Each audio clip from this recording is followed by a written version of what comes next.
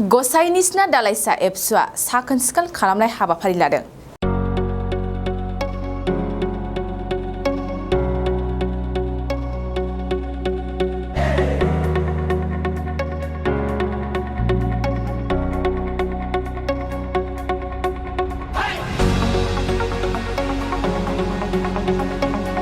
फैगौ 5 जुन मुलुगनां आबहावा सानजों लोब्बा लाखिनानै रायजोनाङैनो दिनै माहारियारि आफाद एबसुआ गाव गावनि ओनसोलाव साखोन-सिखोन खालायनाय आरो आबहावाखौ रैखाथि होनायनि सायाव सांग्रांथि होदों।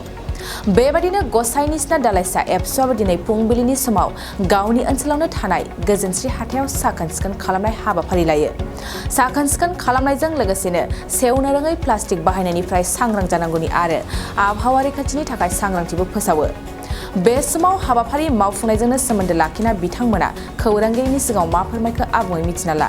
दिनै क'क्राझार जिल्ला दुलाराय बर' फरायसा आफादनि बिथोन बायदियै रामफलबिल दख'रा दुलाराय बर' फरायसा आफादनि बेंखनाव थानाय गसाइनिसना दालाइसा दुलाराय बर' फरायसा आफादा नैबे गावसिनि जोंनिखि साखाथियाव थानाय बाजार गोजोनस्रि बाजार बे बाजारखौ दिनै गाबोन जे एनभायरनमेन्ट डे मुलुगनां आबहावा सान बेजों लोब्बा लाखिनानै दिनैनि बे बाजारखौ फोसाबनाय हाबाफारि लादों। दा जोंनि नैबे गोजोनस्रि बाजारा बुंनो थाङोब्ला बिराद गुवार मोनसे एरियानि बर' मेजर मोनसे गामि ओनसोलनि मोनसे बाजार। बे बाजारा गोबां समनिफ्रायनो सोलिगासिनो दङ। दा बेवहाय जोंनि बर' बे ओनसोलनि थांनानै थानाय बर' गामियारिफोरनि थाखाय बे बाजारा खोब माने थेखा सुङो। बे बाजारावनो गोबां मुवा बेसाद बायनाय फाननाय जायो। बे बाजारखौ गाबोननि जे जानो गोनां बे मुलुगनां आबहावा सानजों लोब्बा लाखिनानै बे बाजारखौ फोसाबनो थाखाय आखायाव लादों आरो फोसाबगासिनो दङ। बे बाजारखौ फोसाबनाया माने जोंनिल' बाथ्रा नङा। सिगां समनिफ्रायनो जों बे बाजारखौ सम माने जेसेबां माने मैला नुयोब्ला जों बेखौ फोसाबबोबाय थादों।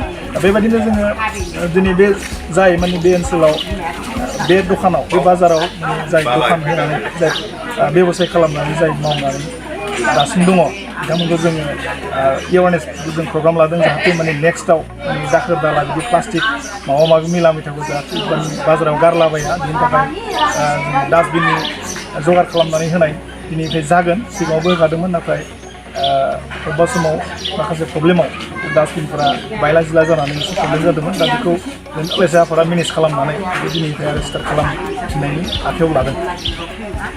जिसे थाखोआव मुं थिसननो गोनां फरायसाफोरनि थाखाय मोनसे गोनां फोसावथाय।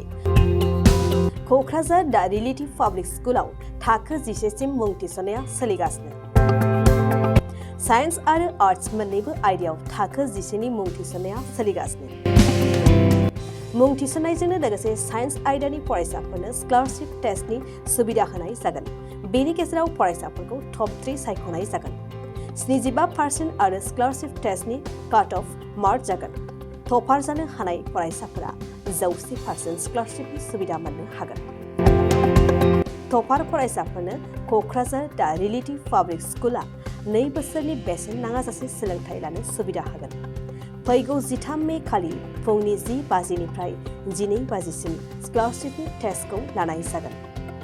आबुं मिन्थिनो थाखाय 7086401137 नङाब्ला 9435704380 जानबुं अनजिमा आरो relativepublicschool@gmail.com आवबो जगाजग खालामनो हागोन।